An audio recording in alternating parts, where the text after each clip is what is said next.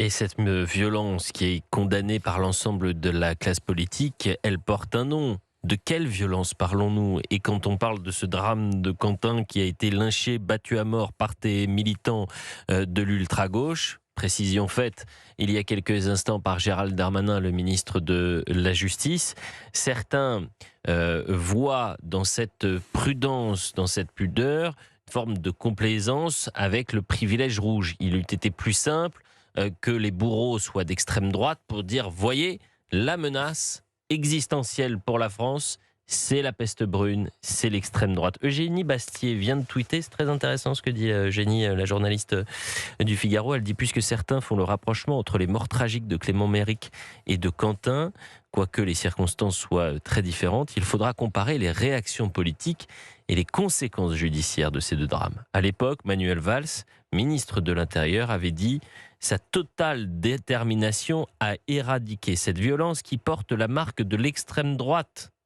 Laurent Nunez, poursuit-elle, aura-t-il la même détermination à l'égard de la violence d'extrême gauche? Les groupuscules dits Antifa seront-ils dissous? Je rappelle aussi que les Antifa aux États-Unis sont considérés désormais comme des groupes terroristes. Chez nous, ils sont députés. Chez nous, ils sont députés. Christophe est en direct avec nous. Bonjour Christophe. Oui, bonjour. Comment allez-vous? Très bien, merci. Et merci de prendre votre téléphone, cher Christophe, et de réagir en direct pour Elliott Deval et vous. Notre émission est quasiment exclusivement consacrée évidemment au drame qui a frappé la France et la mort de Lyon. J'imagine que vous avez vu cette vidéo insoutenable de Quentin battu à mort, lynché par des barbares, par des lâches qui s'en sont pris à un garçon qui était à terre et qui n'avait même plus, qui avait perdu connaissance d'ailleurs. Oui, enfin, j'ai pas vu la scène parce que sincèrement, je pense qu'on peut s'en dispenser. C'est vrai. Mais j'imagine très bien, de toute façon, la violence qui peut être de l'extrême gauche, puisque moi je suis rennais, enfin j'ai 60 ans, je suis rennais d'origine, et la seule violence que j'ai connue moi sur la ville de Rennes, c'était systématiquement la violence qui vient d'extrême gauche. Je n'ai jamais vu une violence de droite ou ce qui qualifie d'extrême droite, jamais. En 20 ans, dans les manifestations, les antifas qu'on voit en tête de manifestations sont systématiquement équipés pour de la violence et j'allais dire, les policiers et les laissent faire, puisque on leur dit rien, on intervient uniquement quand ils cassent ou quand ils taillent, et encore.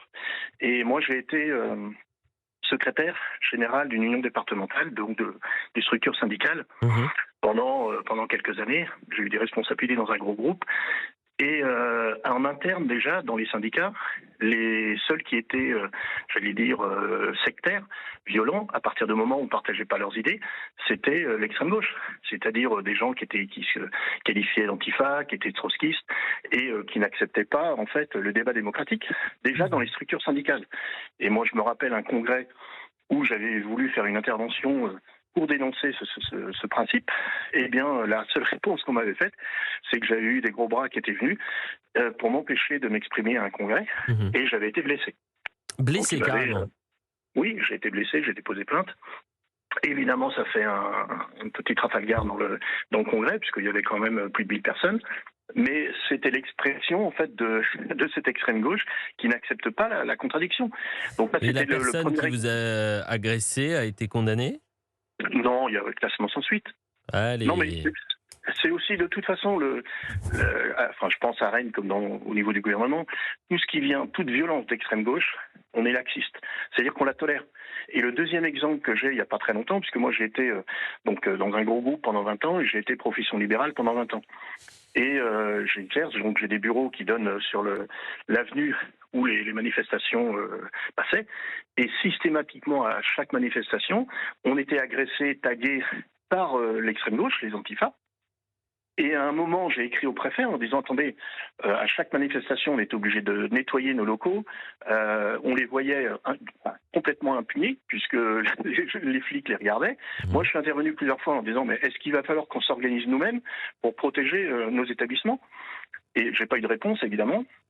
Et à une des manifestations, j'avais appelé deux collègues en disant, écoutez, moi j'en ai marre de repeindre et redonner de parce qu'à chaque fois ça nous coûtait quand même 300-400 euros, les tags qu'on avait sur les murs et puis sur les vitrines. Et Et quand, quand j'ai voulu protéger mes vitrines, donc il y a une fille qui était Antifa qui est venue taguer sur mes murs, Mhm. et je l'ai bousculée, quoi. Je lui ai dit, mais attends, tu veux pas que je t'aide? Je vais prendre ta bombe et puis je vais faire ça chez toi, quoi. Et j'ai été agressé physiquement. Ils sont venus à une dizaine et ils m'ont tabassé par terre. Et là, je pense que ce sont des policiers qui sont intervenus pour en fait repousser les Antifas Sans les interpeller. non, sans les interpeller, uniquement pour me protéger. Ils m'ont Bah, collé au mur, ils m'ont ouais, protégé. heureusement qu'ils étaient là. Mais ce qui est Ouais, embêtant, c'est qu'il n'y a pas eu d'interpellation, donc pas de condamnation, comme d'habitude. mais il n'y en aura pas. Il n'y en aura pas, parce Mais qu'à chaque fois que ça vient de l'extrême gauche, c'est toléré.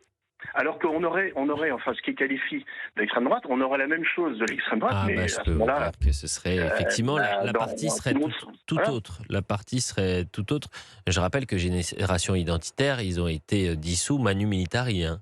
Ouais, mais Par, à la limite, moi, par je ne colle exemple. pas d'étiquette. Mais je vois par exemple sur Rennes, enfin Rennes 1 spécialement. Bon, enfin moi je connais des étudiants parce que je suis rennais. Mhm. Et mes enfants ont aussi.